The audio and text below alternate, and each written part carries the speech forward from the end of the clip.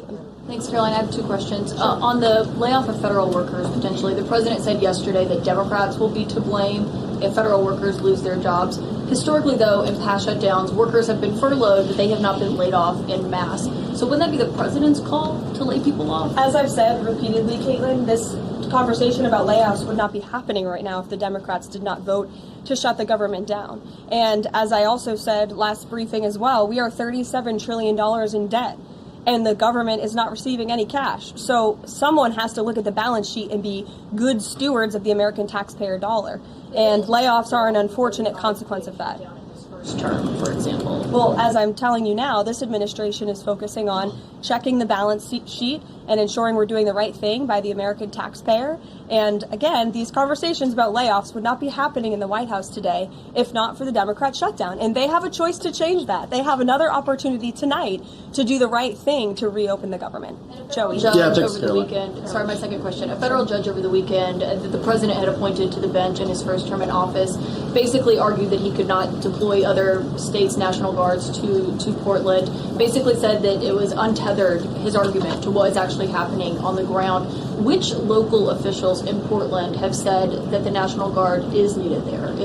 With all due respect to that judge, I think her opinion is untethered in reality and in the law. The president is using his authority as commander-in-chief, U.S. Code 12406, which clearly states that the president has the right to call up the National Guard in cases where he deems it's appropriate. And if you look at what has happened in Portland, Oregon, for more than 100 nights, I was talking to our law enforcement team about it this morning, for more than 100 days, night after night after night, the ICE facility has been really under siege by these anarchists outside. They have been disrespecting law enforcement. They've been inciting violence. We saw, again, a guillotine rolled out in front of this federal building. And so the president wants to ensure that our federal buildings and our assets are protected.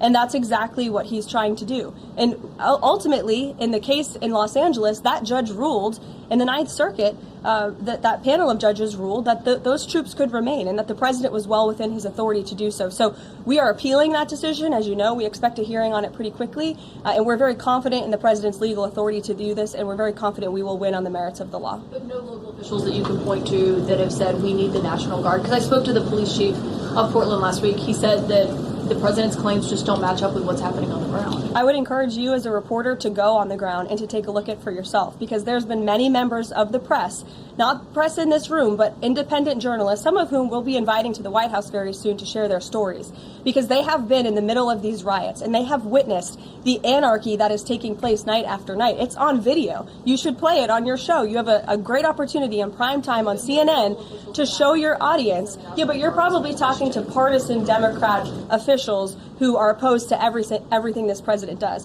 You should also ask the people who live in Portland. We've actually heard from many members of the community who have said that this is complete civil disobedience. It's a mess. It's been loud. It's been troubling for neighbors in the community who are just trying to live peacefully. And these people are not there to peacefully protest. They are there to cause mayhem and havoc. Yeah, Caroline.